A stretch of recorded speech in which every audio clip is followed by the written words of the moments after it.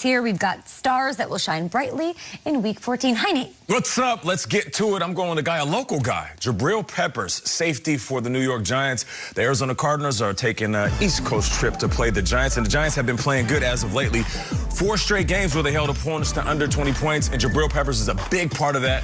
I like when Peter reads highlights because he'll just say something. I'm like, let me pay attention to this a little bit more. Said Jabril Peppers was the best safety in all of football this past weekend, and he has been balling out. This is his 3rd season. He has a quote. This year he said, I think I'm just putting it all together. I'm a confident player. Okay. My dude has 61 tackles, 2.5 sacks, 1 interception. He also has 10 PBUs. You talk about a guy who's all over the place, and on top of that, you could throw him out there special teams. He is going to shine bright. Okay. I'm going to look at a team that just lost its first game. The Steelers, you say, well, 16-0, no big deal. 15-1 is fine. 15-1 is fine. 13-3 is not fine if you're 11-0. And don't start looking at down that road, because if you cannot catch a forward pass in this league, you cannot win. I'm looking at the Steelers pass catchers, and I want them to show up. Chase, James, Juju, Eric, listen, really fun guys, likable guys. I love Ebron. I really do. We all love Juju. Everybody does. This is not great. This is really bad optics, and I hate to use this word. 2 weeks in a row, they've been embarrassed, and they've been a national storyline that they can't catch the ball. And I know they've been hearing about it, and they're going to Buffalo, who's great, and whose secondary yaps and hits and covers.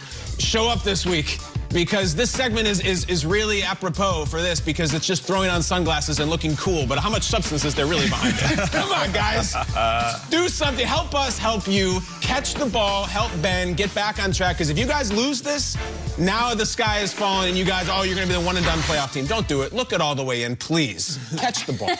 Are we as a show old now that we're like, enough with the TikTok? Catch the ball. Are we in this place, Nate? Yeah, I love it. I know. A little bit, like a little less TikTok, a little more. I love the TikToks, but you gotta make plays. See, but that statement alone makes us feel like... It makes me cringe. Like, are we the old guys now yelling at the No, the cringe is, yeah, we're on TikTok. That's true. Yes, we're totally into it. What it do, fellow kids? Like, authenticity is what we want. What it do, fellow kids. Yeah, TikToks hit different when you catch the ball.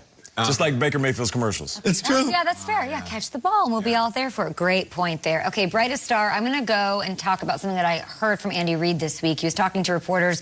Chiefs, of course, face Miami. Miami looks good. They've got good playoff chances. And Andy Reid told the story about Week 17 last year. They needed the Chiefs to beat the Chargers, and they needed the New England Patriots to take down Miami to beat the Patriots, which they did. After that, Coach Andy Reid sent barbecue, like a care package. I love this, Andy Reid, to Brian Flores to thank him for helping them out and get that first-round bye on their way to winning that Super Bowl. I think that's a really cute story. But now I think Brian Flores wants to put Andy Reid in a smoker, a slow cooker, and get himself a win for this thing. Not only for his Coach of the Year candidacy, which is obviously in play here, but to get his team into the playoffs. The Dolphins are hanging on to their playoff spot with the Ravens and Raiders nipping at their heels. Listen, they can pull even with the Bills in the AFC East. I want to see it. Buffalo plays Pittsburgh this weekend. If the Dolphins win and the Bills lose, they are both sitting at 9-4 with a matchup in Buffalo looming Week 17. Brian Flores, you were awesome last week, protecting your players. I'm here for it. I'm here for it, absolutely. They've won 2 games that people really didn't watch, with the Jets and the Bengals, and now it's like, all right, you play the Chiefs. Let's see what you got, Flores. No one watched Dolphins-Bengals. No one watched it. It was but this weekend, though. This weekend. Yeah.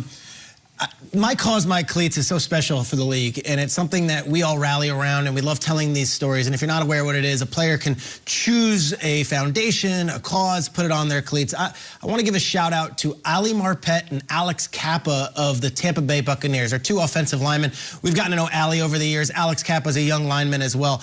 They're going to be wearing cleats that are similar this weekend, and it's for the CMV Foundation, National CMV Foundation, and it's really a touching story.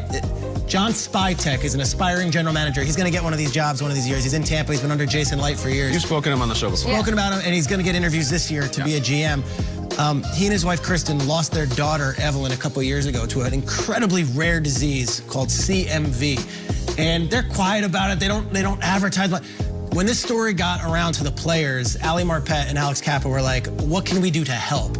They end up putting this logo on their shoes for the weekend's game, and they're hoping to raise awareness because John's wife, Kristen, is the president and founder of the National CMV Foundation. They're building it from the ground up. It is such a rare disease that they lost a child from, and the entire organization is rallying around it. So it's Alex Kappa, Ali Marpet, but also Jason Light will be wearing shoes in support of the National CMV Foundation. Mikey Greenberg, who does their salary cap and runs operations, he'll be wearing the shoes, and then the owners will be wearing it as well. But those two players, to use this moment to support someone in the front office, someone who they know but could also decide their fate tomorrow or the next day, and to support the family from the spy text.